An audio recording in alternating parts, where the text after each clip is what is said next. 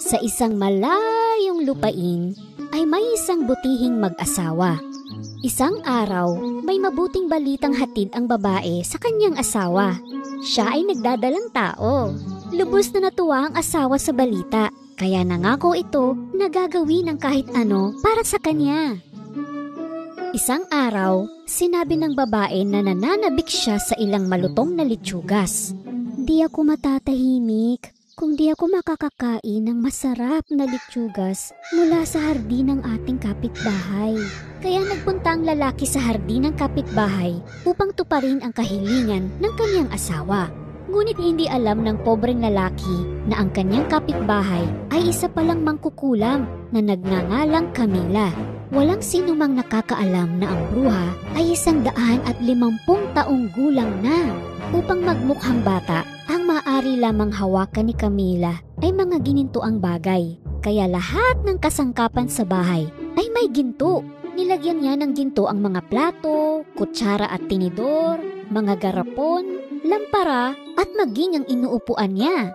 Lahat ay nababalot ng ginto. Isang gabi, may kumatok sa kanyang pinto. Ito ay ang kapitbahay na humihingi ng ilang litsugas para sa kanyang buntis na asawa. Pinayagan siya ni Camila na kumuha sa hardin ng kahit gaano karaming litsugas. Ngunit sa isang kondisyon. Kung ang iyong anak ay may gininto ang buhok, kukunin ko siya.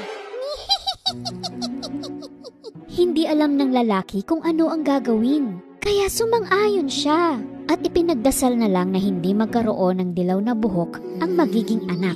Pagkaraan ng ilang araw, ipinanganak ng kanyang asawa ang isang magandang sanggol na babae na may malagintong dilaw na buhok. Pinangalanan nila itong Rapunzel. Parang alam na ni Camila na ang sanggol ay ipapanganak ng may dilaw na buhok. Kaya kinuha niya ang sanggol ayon sa napagkasunduan at inuwi sa kaniyang tahanan. Inalaga ang mabuti ng bruha si Rapunzel. Palagi niyang sinusuklayan ang ginintuang buhok nito na lumalago sa bawat araw. Hindi kailanman pinagupitan ng buhok ni Camila si Rapunzel dahil kumukuha siya ng mahahabang hibla ng buhok. Niluluto niya ito sa mahiwagang kaldero upang maging ginto. Sa aking mahika, ang kanyang mahabang ginintuang buhok ay magiging totoong ginto. Dinala ni Camila si Rapunzel sa kagubatan.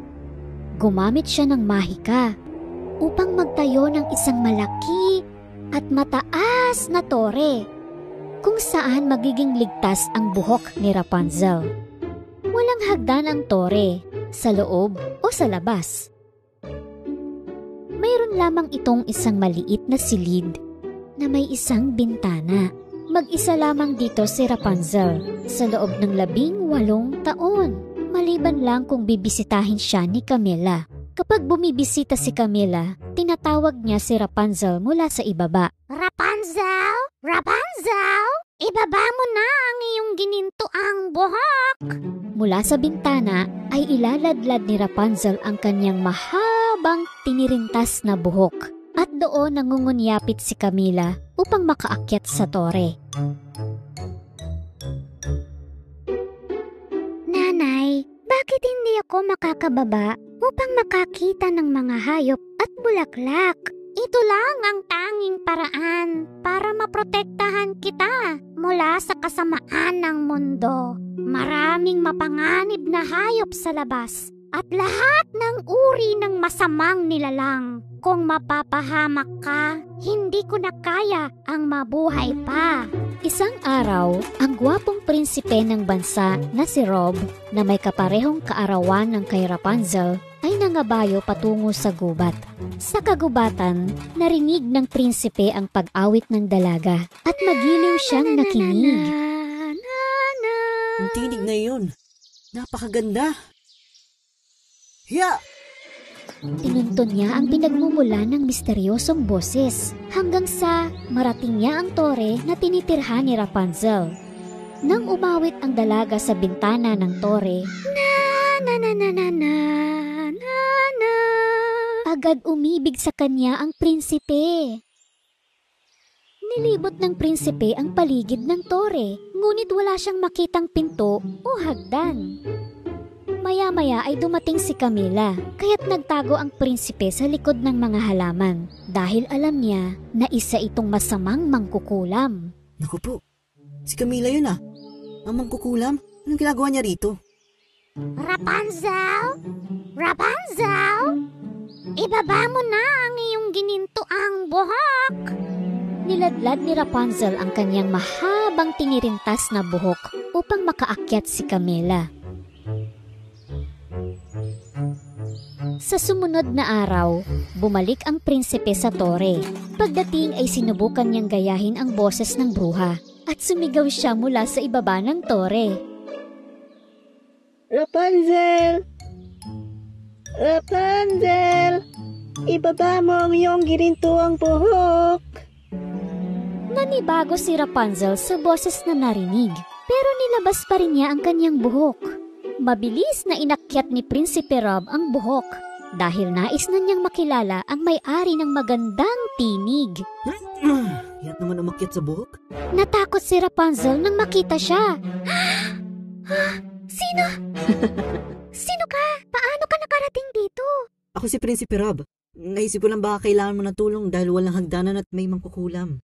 Hindi kita kilala. Sabi ng nanay ko, mapanganib na nilalang ang mga estranghero. Naku, umalis ka dito. Huwag ka mag-alala. Hindi ako mapanganib na tao. Nilalang, narinig ko lang iyong magandang tinig at nais kong makita kung ano ang pakay ng mangkukulam. Narito ako upang sagipin ka.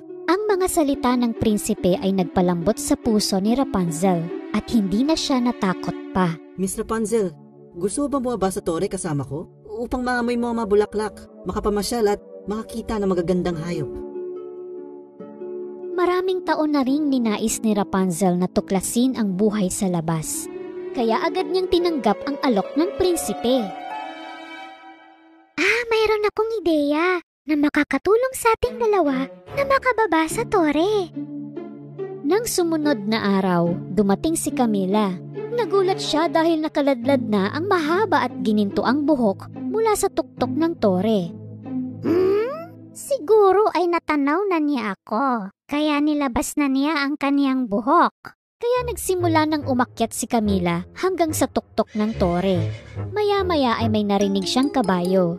Pero naisip niya na baka mayroon lang manlalakbay sa malapit, kaya hindi na niya ito pinansin. Nagpatuloy na lang siya sa pag-akyat dahil sabik na niyang makita si Rapunzel. Nang marating niya ang silid ni Rapunzel, ang laking gulat niya. Wala na doon si Rapunzel. Putol na ang buhok at nakatakas na siya sa tore. Ang ginto ko! Wala na ang ginto ko! Bakit? Rapunzel!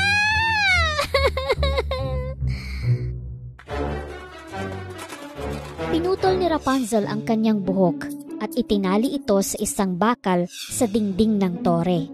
Kaya siya at ang prinsipe ay parehong nakababa ng tore. Mag-isa na lang sa tore, desperadong hinawakan ni Camila ang putol na buhok ni Rapunzel. Hindi! Hindi! Hindi! Hindi na ito po pwede! Dahil naputol na ang buhok! Kailangan nakaugat itong buhok upang maging ginto! Samantala, sina Prinsipe Rob at Rapunzel ay dumating sa kastilyo ng prinsipe at ikinuwento ng prinsipe ang lahat sa kanyang ama at ina, ang hari at reyna. Nabanggit naman ng hari na narinig na niya ang pangalang Rapunzel mula sa isang matandang magsasaka at kanyang asawa. Kaya kaagad na dinala ng prinsipe si Rapunzel sa lumang bahay ng mag-asawa na sinabing nawala ng sanggol na pinangalan ng Rapunzel. Sa sandaling binuksan ng kawawang ina at ama ang pintuan at nasilayan si Rapunzel, nakilala nila siya.